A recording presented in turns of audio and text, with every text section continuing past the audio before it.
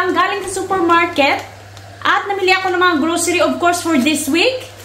Tinatry talaga natin na ma-lessen yung ating budget, ma-lessen, makota natin at mabili natin yung mga bagay-bagay lang na kailangan natin for this week. Tinatry ko rin na ma-reach yung ating budget, hindi siya mag-over budget. These are the stuff. Ito yung mga nabili natin for this week's grocery shopping. Unang-una is kitchen towel. Very important to kasi pangpahid. Alam niyo mga social na mga tao ngayon, may pahid pa. Hindi na, pahid mo lang dyan sa, magpahid ka na lang sa, pwede naman gamitin mo yung luma mong panty o ganon. So dito mga social sila, no? Meron silang kitchen towel, cookie, lunch box. So very important talaga na meron tayong mga gantong mga bagay para sa mga lunches ng mga bata. 3 weeks na lang yung school nila. Matatapos na at bakasyon na ng mga bata. So, crackers made of rice, harina. Ayan. Ang binibili ko, chine-check ko talaga yan. Make sure na lahat naka-on special o naka-discount. Lunches to.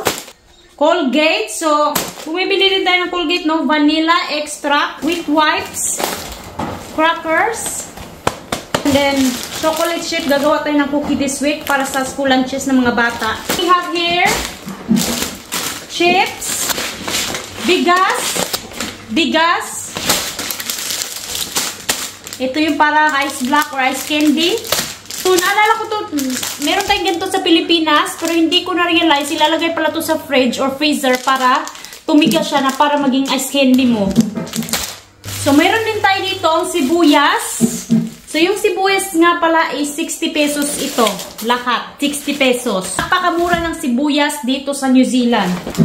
Icing sugar for, at saka tomato sauce. Naman, meron tayo dito chips. School lunches pa rin ito.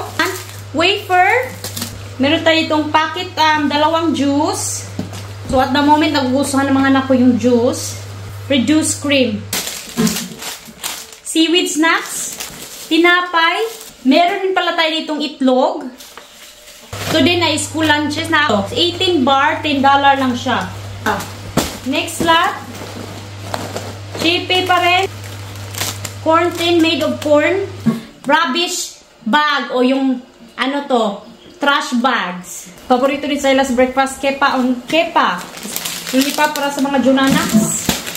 Meron din tayo ditong another one, corn snacks, chocolate. So, at 5 Oreo kasi naka-pound special siya, naka-discount $1 only, 30 pesos yung isa. Snacks, pang school lunches ito. Juice ni Mister. So, ito yung paboritong juice ni Mister. Vegetable. Mushroom. Broccoli. Yun ata. Lettuce, napakamura lang. Yung apple dito, na ano na siya. Nabuta. Patatas. Carrots. Cucumber. Coca-Cola. So pala, 2 bag pa dito. Sprite. Mountain Dew. Meron tayo ditong tuna. Tomato. Peeled tomato. Saka itong lang pang spray sa flies. O yung langaw. Meron din tayong kamatis. Bumili na akong kamatis kasi mura siya at the moment. Last bag. Ito nga pala yung meat natin for this week. We have here lamb loin chops, schnitzels, lamb pa rin. Chicken, bacon, butter. So, medyo mura-mura na yung butter ngayon. Tsaka chicken. So, guys, ito yung nabili natin for this week's grocery. Ayan na siya. So, hindi ko sasabihin kung magkano yung nagastos ko for this week. But, you can guess. Feel free to comment below kung magkano kaya